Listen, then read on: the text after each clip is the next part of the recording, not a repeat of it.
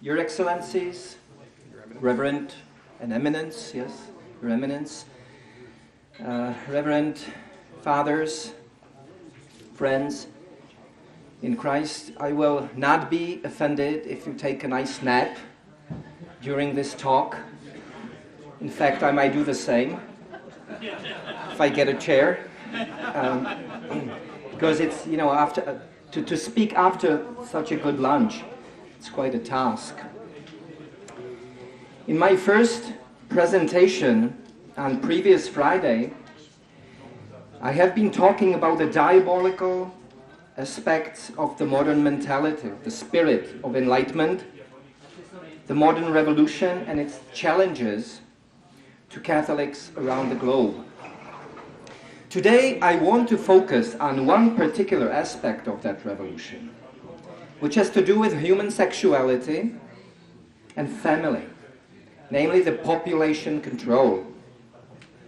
Obviously, we cannot understand that phenomenon of population control without mentioning first the sexual revolution of the 20th century.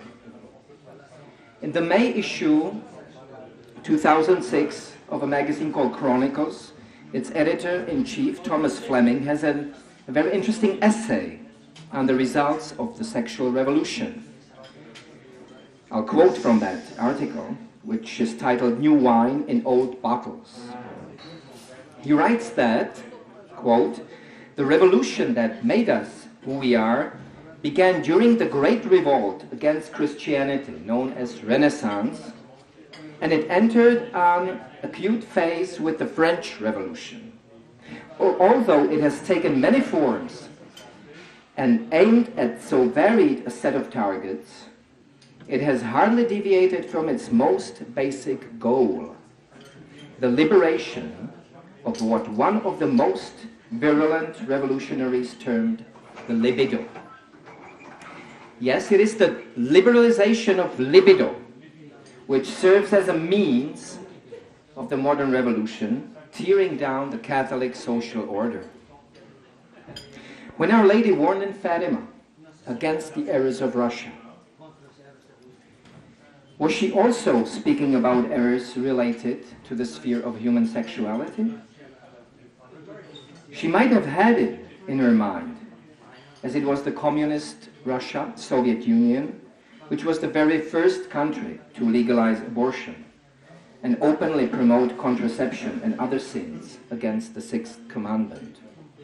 The first few years of the Bolshevik Revolution, we have seen a frontal assault on the senses, unleashing a truly libertine spirit, which is in the line of the thought of one of the founders of Marxism, the friend and colleague of Marx himself, Friedrich Engels, who devoted a whole book on the necessity of destroying the family as the cornerstone of Christendom and civilization, was calling for the liberation of women from the yoke of the family, from the tyranny of man. And many later revolutionaries just didn't do anything else than just furthered Engels' thought and accustomed to it just for the modern times. But the West, under the influence of Enlightenment ideas, the liberalism, had also brought about a great assault on family, on Christian moral teaching, through the legalization of divorce and contraception, which was later eased by the separation of state from the church. And today, we are witnessing a worldwide dissemination of this particular error of Russia and very little opposition to it. But is the liberalization of the libido only a natural fruit of hedonistic ethics, or is there something even more sinister about it? Obviously, hedonism is a part of that picture, because it's a natural product of a rejection of metaphysics in the ethical thought. When human behavior is not regulated by objective moral norms that can be discovered and known by human beings, then it will be the senses that will take over the reason and will dominate them. Hedonistic ethics is one of the many poison fruits of enlightenment. With its perverted notion of freedom, freedom in the sense of license, which is a right to do whatever you want to do. Sexual liberation didn't start in the 1960s. The decade only represents the climax of forces unleashed many decades before. The well-known American author E. Michael Jones, in his book Libido Dominandi, Sexual Liberation and Political Control, makes a strong and well-documented case for the following scenario. The liberalization of human sexuality during and after the breakdown of Christendom is a conscious and orchestrated act on the part of those who want to use it as a means to control the masses. The materialistic philosophy of modernity gave birth to the naked will, emancipated from the transcendentally founded moral norms. But materialism cannot inspire. And the problem of how to control man and direct society in the absence of traditional moral restraints remained. Libido Dominandi is in large part an exposure of the intellectual dishonesty of modernity, beginning with the idea that sexual liberation means freedom. On the contrary, sexual liberation has meant and continues to mean an enormous increase in the power of government, ruled by moneyed elites, an ever-increasing escalation of subliminal control. There are only two options, Jones writes. Either you control yourself according to the moral law, or your passions control you, or someone controls you through the manipulation of your passions. Close quote. There is either the rule of reason and self-control, or there is the sexual revolution and tyranny.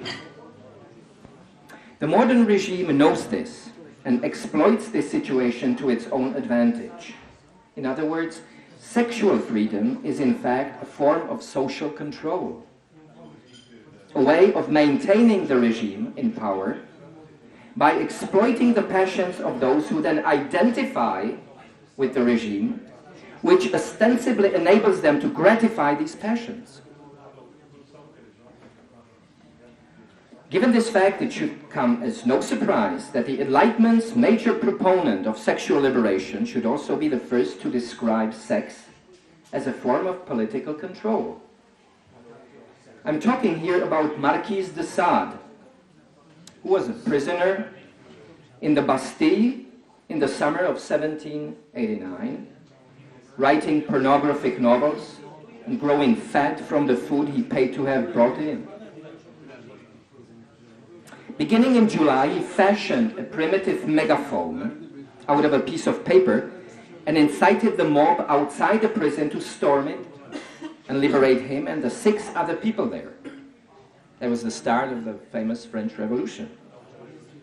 His later novels, written during the time of revolution, explain that if the revolutionary republic wants to win over Christendom, the passions of men must be fully liberated so that they can bring down the social order. The potential for both control and insurrection undergo a fundamental change when sexuality is deregulated and allowed to act as a stimulant for perpetual unrest. In fact, since the revolutionary regime is based on the subversion of morals, it can only exist by exploiting sexuality in this fashion. What it proposes to the mob as freedom is really only a form of social and political control.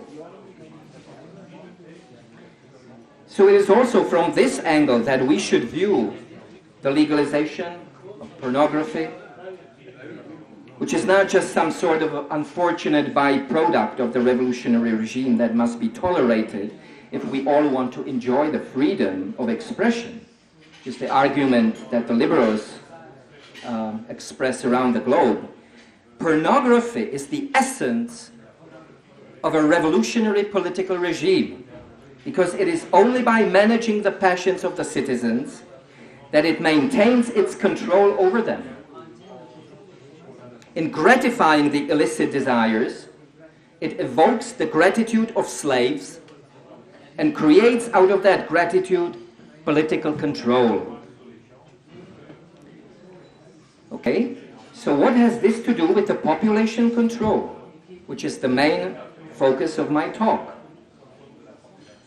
Population control is a regime-orchestrated program of birth regulation through the means of sexual liberation. The control of the number of births is only possible when you disrupt and pervert the end of human sexuality, which is procreation, make the passions the king over one's body and soul. Population control is thus the sine qua non of the New World Order, about which Cornelia Ferreira spoke yesterday. This is a quotation from a New Age luminary, Marilyn Ferguson. For the first time in history, Ferguson says, humanity has access to the control panel of change, to the understanding of the manner in which transformations are produced. The paradigm of the Aquarian conspiracy conceives humanity as rooted in nature and encourages the autonomous individual in a society by considering us as stewards of all our resources, interior and exterior. It sees us as heirs of evolution's riches, capable of imagination, invention, and experiences which we have but still only glimpsed, close quote. Change, novelty, transformation, evolution. We all know these terms as the code words of our modern regime. Based on the dogmas of modern philosophy, there is no fixed human nature. There is nothing that defines humanity and the purpose of human life independently of time, culture, local customs. Human life, man, is just one element in the pantheistic continuum of the evolutionary process. This is the ideological source of the culture of death. Abortion, contraception, embryo experimentation, in vitro fertilization, but also about phenomena like gender policing, feminism, or unisex clothing, and of course of eugenically inspired population control. Since its creation in 1945, when it replaced the Vatican as an international arbitrator of influence, the United Nations has become the seat of a future one-world government. And the sine qua non of this world collectivist state is total control of the world's people. It is thus no mere coincidence that within 1 month of the establishment of the UN's Economic and Social Council in the spring of 1945, the United Nations established a population commission to collect demographic data and to study demographic relationships to economic and social factors. Powerful New Age influences were seeded into all the UN specialized and interconnected UN agencies, including the International Labour Organization, the Food and Agriculture Organization, UNESCO, World Health Organization, UNICEF, the World Bank.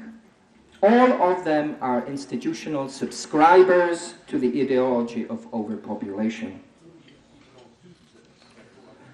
This new paradigm is not at all restricted to these supranational organizations. They dominate the power centers of many nation states as well. They work shoulder to shoulder in making this new paradigm the political and legal framework of the whole world. The reason they enforce programs of population control, conditioning humanitarian and development aid to poorer countries, is not only to curb the numbers of the less affluent or allegedly backward. The eugenic programs of population control were from the very beginning inspired by overt racism, but mainly as a means of political and social control. The powers are aware of the fact that population growth is an asset, after all, not a liability, and they feel threatened, both politically and militarily, because of the growing confrontation between the affluent but dying West and the so-called underdeveloped countries with much higher birth rate.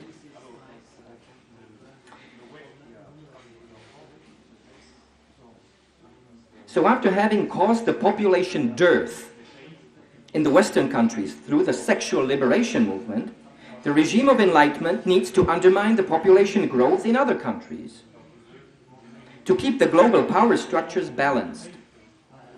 It is out of the fear that those nations or cultures that do not follow the ideological plan of enlightenment might overpopulate the nations that succumb to the Darwinian mentality that the idea of population control was born. In its initial years, it was known as the eugenic movement. But because Hitler gave it a bad name, after the Second World War, the Eugenic Society was renamed for Planned Parenthood. The International Planned Parenthood was, before the Second World War, named the Eugenic Society. But the goals of that organization remain the same. Only some of the means have changed. The same people that supported and financed the eugenics program captured the means of communication and started to portray demographic control as concern for health and freedom. To what degree, we should ask ourselves, are the Catholics, the contemporary Catholics, seduced by this false and dangerous call to curb the demographic growth? As we all know, the Church always fought against this Manichaean distaste of procreation, calling unto Catholics to be generous in giving life to new human beings. As Pius XII stated in his address in 1958, quote, "Wherever you find large families in great numbers, they point to the physical and moral health of a Christian people, a living faith in God, and trust in His providence, the fruitful and joyful holiness of Catholic marriage." Close quote. Large family was a synonym of a Catholic family during the pontificate of Pius XII, but much earlier. But the 1960s brought about a change. The social upheaval represented by the sexual revolution was so pervasive that even the Catholic Church got tainted with it. Even though the famous encyclical of Paul VI, Humanae Vitae, issued in 1968, did retain the traditional teaching against artificial contraception, this encyclical is concerned about population growth and takes that problem very seriously. That's why the subtitle of this encyclical is about the regulation of birth. Not about large families or being open to life, but about regulation of birth.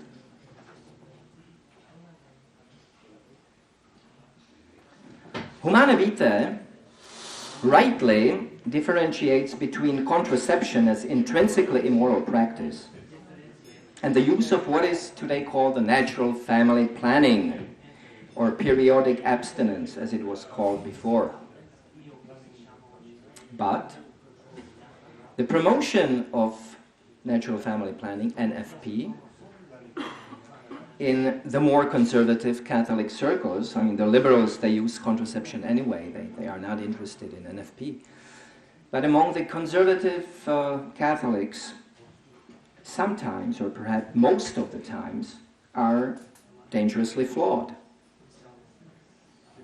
Married or engaged couples are often taught the legitimacy and techniques of how to avoid birth, but without little or no mention that this practice is licit only if there are just and grave reasons for limiting the conjugal acts of a married couple to the infertile period.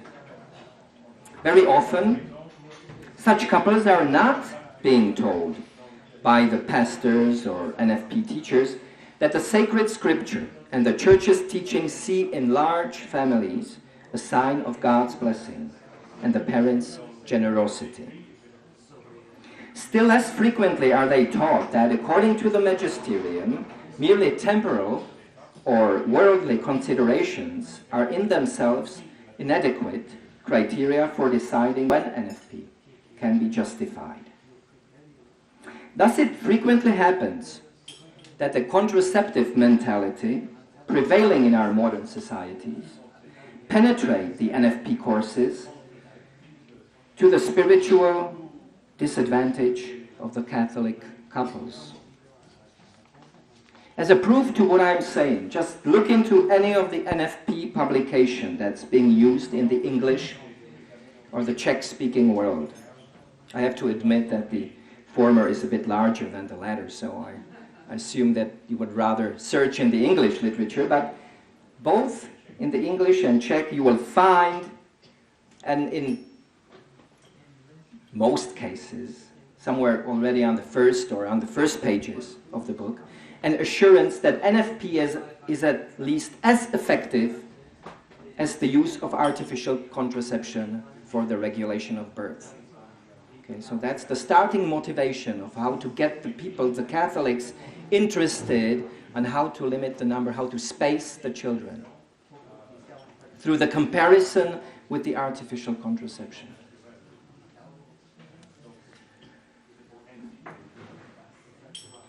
How was the change of mentality, the change from openness towards life to avoid birth for no serious reason, achieved? Well, we have to understand that it was the Catholic Church which was the biggest obstacle to the population control programs and their success worldwide. The Church and its teachings on procreation had to be attacked. And the most efficient way how to attack Church's teaching is through the Catholics themselves. The revolutionaries desperately needed some well-known Catholics who would work on the change of the mentality from within the Catholic structures. Behind the population eugenic project, you find names famous for what is called philanthropy. The Rockefeller family, the Ford Foundation, and a couple of other well-known financiers of the modern revolution.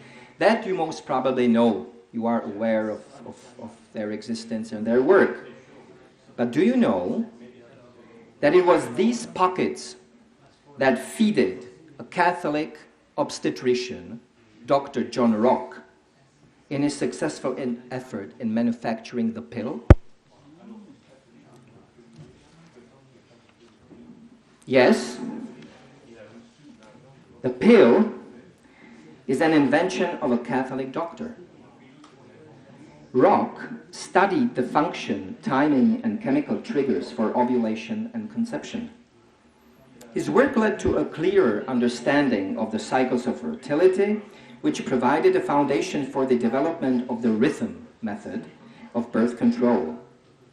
In 1939, he founded the first rhythm clinic in the United States for patients at the Boston Free Hospital for Women. John Rock made clear that his rhythm clinic was intended to benefit infertile women by allowing them to identify the best time for conception.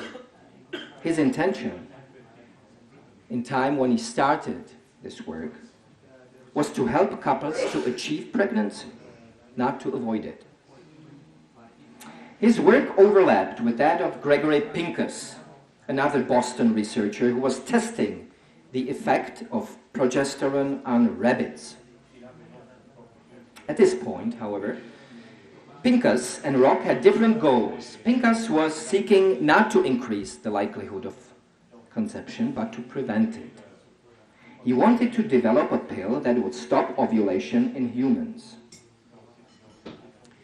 In 1951, Margaret Sanger, a long-time crusader for birth control, a fervent socialist and feminist, introduced Gregory Pincus to Catherine McCormick, a wealthy widow who was committed to the birth control cause.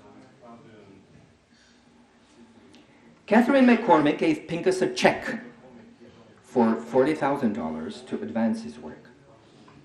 She would eventually contribute over $1 million to support research that was too controversial for conventional funding sources.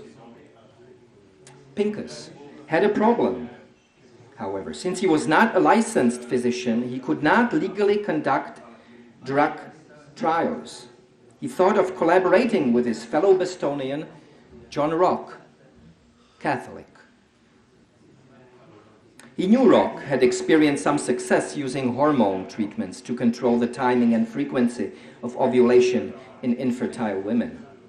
In 1952, Gregory Pincus asked John Rock to work with him to make the treatment effective as an oral contraceptive. Dr. Rock was in his 60s and approaching retirement when Pincus made his controversial proposal. Because he believed so deeply by then in the need for world population control, John Rock agreed. He was given the money from the Rockefeller Foundation and invented the pill and got it into the market. This tragic story has no happy end. Not only that with the help of a Catholic, the plague of contraceptive mentality was furthered, but Rock himself lapsed and died as an apostate. Nevertheless, his direct involvement in producing the contraceptive pill had a serious mental impact on the Catholic population. The sexual revolution of the 1960s was, we can fairly say, a demographic attack, not only against the so-called less developed countries, nations around the globe, but against Catholics as well. And it was so successful that within a decade or two, it effectively neutralized the only effective opposition to the eugenic regime, the Catholic Church. As we all know today, the population bomb scenario was false. Not only that there is no real population growth problem. What is becoming a serious problem, at least in the Western countries, is the lack of births, not their excess. Just recently, the European Union has sounded the alarm on their dangerously low birth rate, which will result in a 20 million worker shortage by as early as 2030. There were no European countries with fertility rates of less than 1.3 children per woman in 1990. By 2002, there were 15, while 6 more were below 1.4. No European country is maintaining its population through births now. And only France, with a rate of 1.8, has even the potential to do so.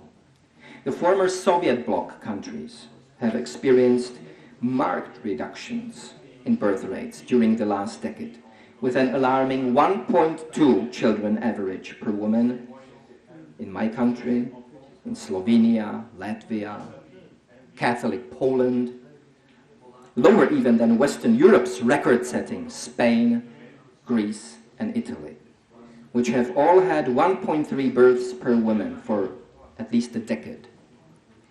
Never in the last 650 years, since the time of the Black Plague, have birth and fertility rates fallen so far, so fast, so low, for so long, in so many places. Let us think for a while. What does it mean when we say that there is too many people?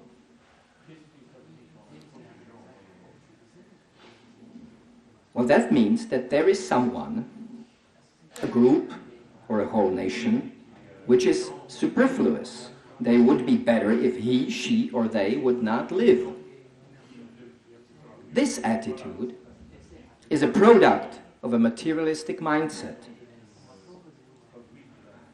Well, it's true that human beings affect one another's lives, sometimes helpfully, sometimes harmfully, so we cannot regard our numbers with a distant detachment. Well, they matter. But what about rats? There are too many rats when they militate against the human well-being, right? Can we use that same phrase in case of people? That would enable some people to claim private primacy over other people, just as man claims primacy over animals. And that's precisely the spirit of the population growth conferences organized by UN and on national levels.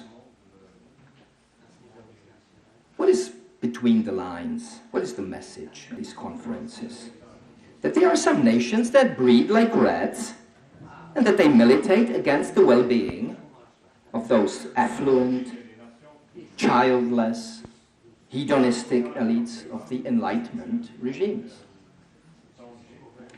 The population control ideology reduces the worth of human life merely to material productivity and efficiency.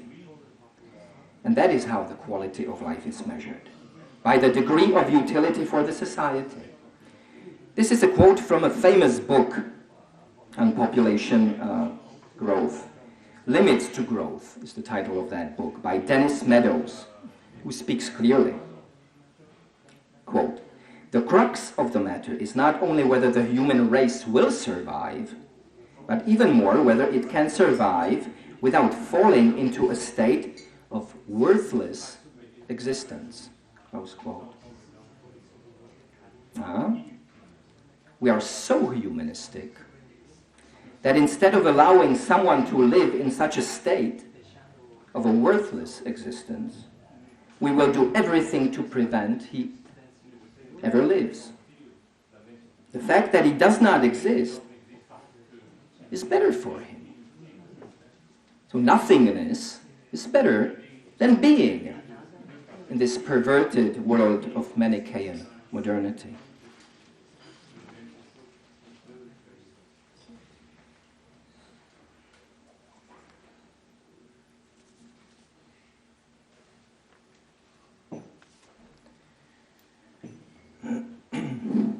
One more thing might be said here. We have heard from other speakers about the spiritual malfunctions that are caused by the spirit of the worldliness that infected the church in our times. Even Cardinal Ratzinger, in his interview book with Vittorio Messori, attests to the fact that the period after the Second Vatican Council didn't bring the expected reinvigoration of the church, but chaos. So instead of multiplying the graces that flow, we face a situation in which this flow of graces has been blocked.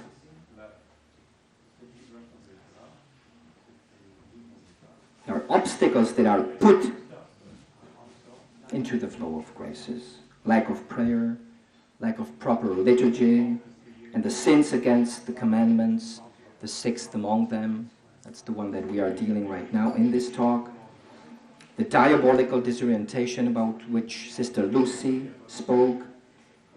That means there are fewer graces penetrating into the hearts of the baptized flock.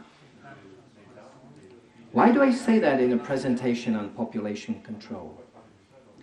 Well, there is a relation between the degree or intensity of the supernatural life of the soul and the perfections or virtues of natural life. And vice versa, grace builds our nature. Where nature as God intended is not followed, the seed of the supernatural life has little chance to grow into maturity. The liberal, the ecumenically minded changes brought about by the Second Vatican Council reforms are to the supernatural life what contraception is to the natural life of a family. Sins and wrongdoing have consequences. Population dearth and the economic hardship that we are all going to face pretty soon is one of them. But what is much worse is the spiritual price that we are paying. The lack of children in our societies reflects the lack of trust in God's own providence and consequently a growing detachment from our Creator and Redeemer and the order of salvation. What we as Catholics must do is to wage war against the contraceptive mentality that plagues our age. Let's separate ourselves from the spirit of times and be counter-revolutionary in being open to life, trusting in God and Our Lady, who loves each and every child, for whom there is no immortal soul that is unwanted. Thank you.